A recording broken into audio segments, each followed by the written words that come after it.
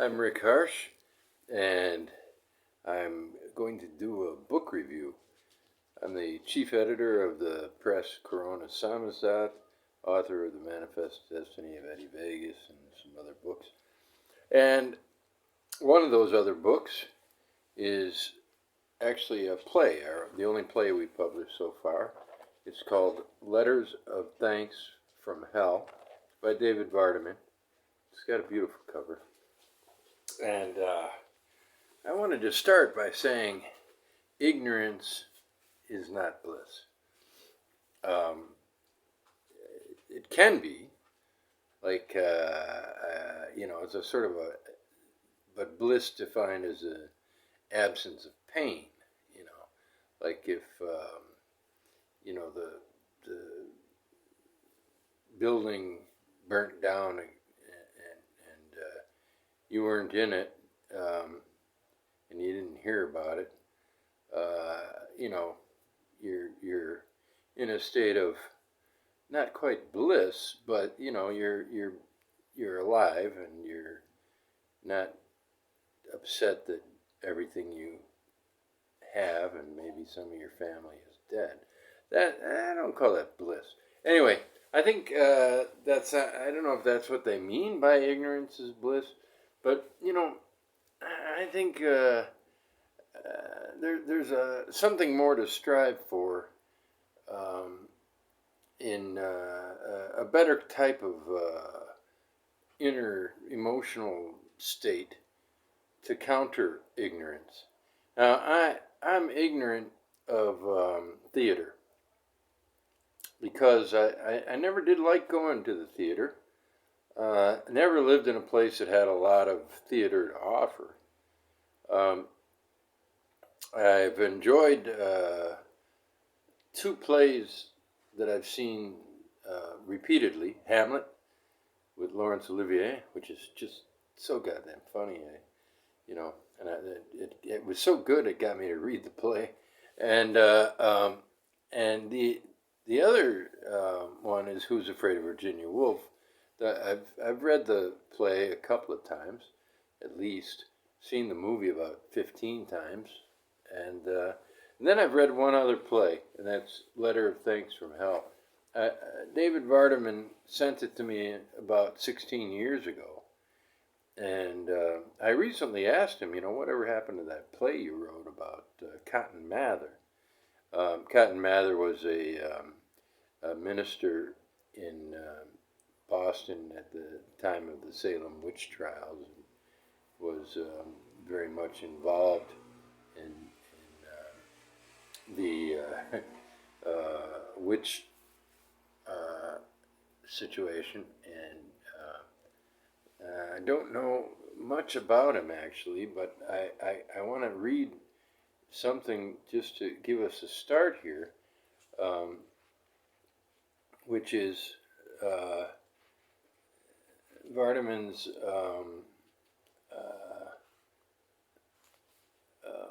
notes on historical inaccuracies in Letters of Thanks from Hell.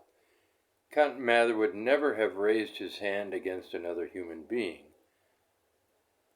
though he visited Goody Glover, a witch, or accused witch, twice in prison and gives an account of her behavior during these visits. He did not mistreat her. Goody Glover, by some accounts, uttered nothing but nonsense in the proceedings against her. Doubtless she was not as articulate as I have made her. Nathaniel Mather died a month before Martha Goodwin came to the Mathers, though her case had been famous since midsummer, and he doubtless knew of it. He changed the chronology there. The Mather's first child died at age 5 months in early 1688, long before Martha Goodwin came to them. There were no children in the house while she was there. During a second case of possession, Mercy Short, closely attended by Cotton, Abigail, the wife of Cotton, gave birth to a child named Increase. The baby was born with an imperforate anus and died on April 1st. The demons that possessed Mercy boasted several weeks before the birth that they had frightened Abigail in hopes of doing mischief unto her infant at least, if not unto her. She had recently been accosted by a specter on their porch and was greatly frightened by it.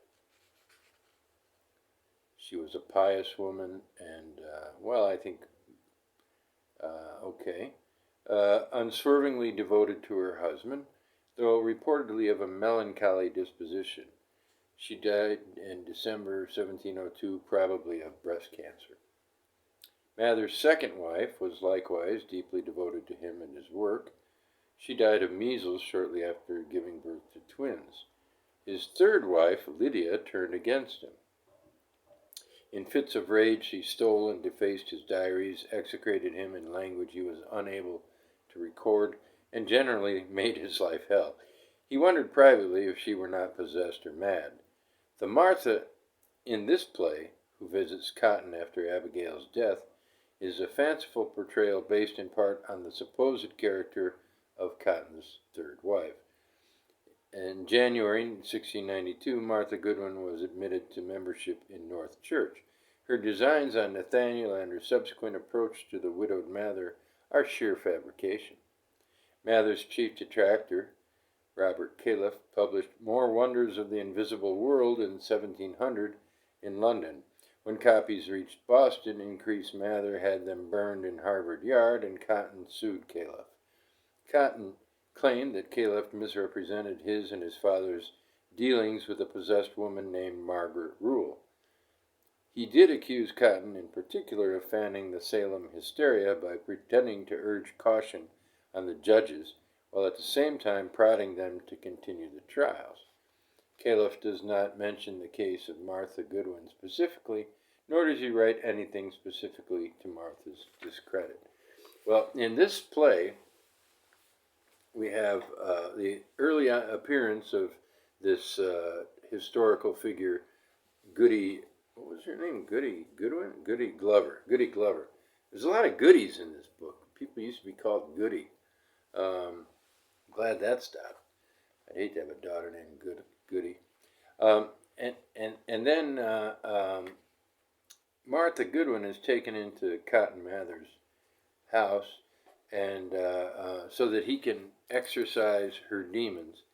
And meanwhile, witches are being burned in Salem and one other place. I can't remember what it was called. But what I wanted to say about plays is that since I don't go to them, I don't read them, and that's caused me a sort of ignorance towards theater, and I believe that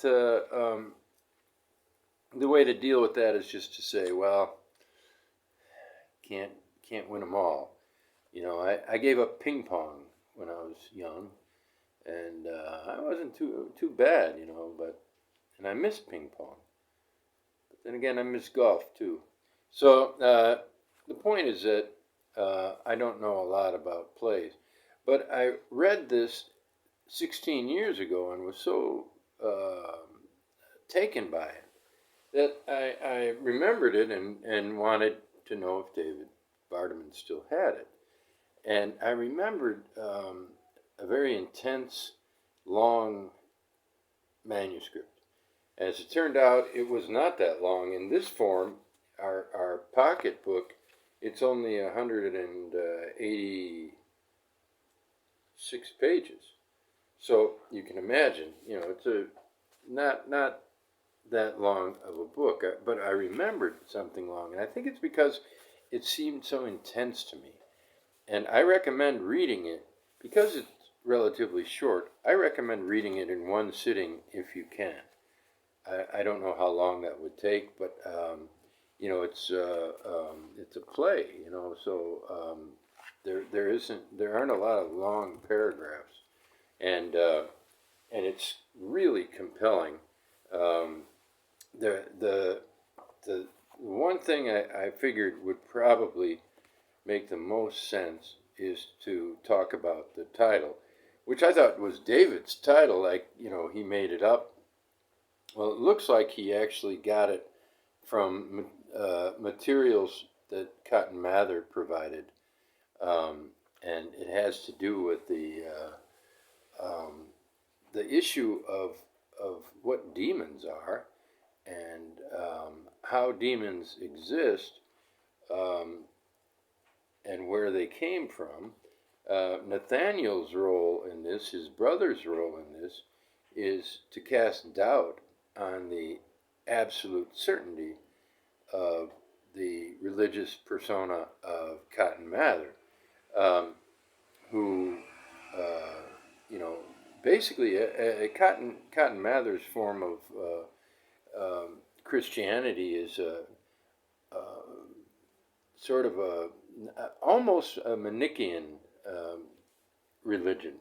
There is good and there is evil. And Nathaniel is, well, if God created everything, then he's allowing these demons, and, the demons couldn't exist without God. And, well, it throws a wrench into the whole thing, and it's very, very powerfully played out in this play. I wanted to read only one bit, and the reason is because it reminded me of one of probably one of my favorite lines in Moby Dick.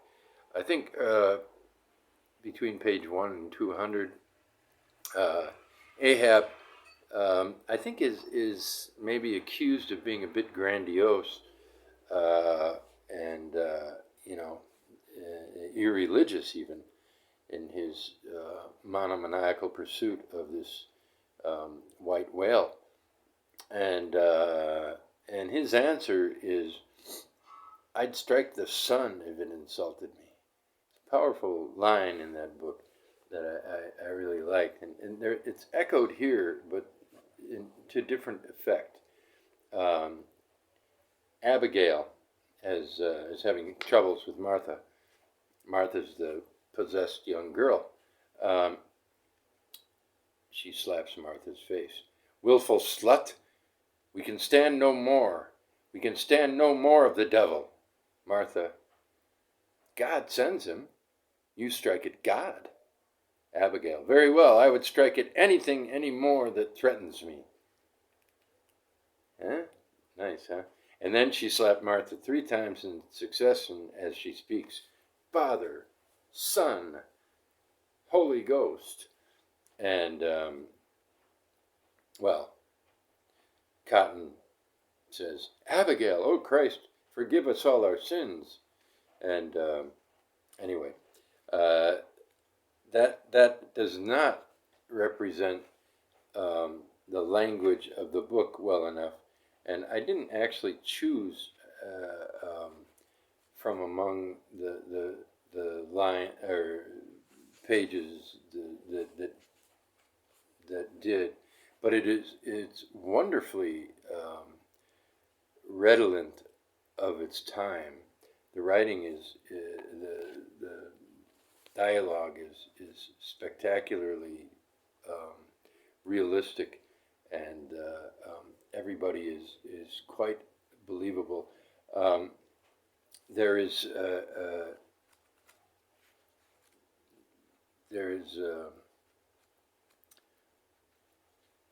a long gap between what I was about to say and what I'm going to say, and that gap is going to be filled by me saying, I don't know how the fuck to end this. I highly recommend this book, and I recommend it. It's an experience, which theater should be. And I read it today, and I didn't read it all in one sitting because I had some work to do, and so I read it in about 3 sittings. But I read it,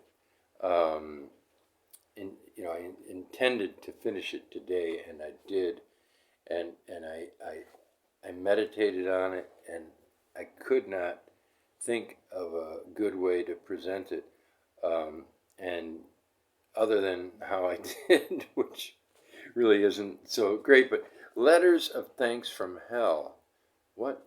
Think about that, Letters of Thanks from Hell. I should probably tell you, but I don't want to say too much about the book because actually, people talk about spoilers. Um, the and I've recently said that one of the books I was reviewing, Jim Gower's novel Explosives, could not be spoiled. This can be. I don't think much should be said about it. It's clearly um, about a period in time where a lot of uh, crazy things were happening, and there was mass hysteria. There was the re, the results of mass hysteria. The hysteria coming home to roost, and then the counter hysteria, and then there's this famous Cotton Mather, who was a major priest at that time, who wrestled devils inside people, and you just know that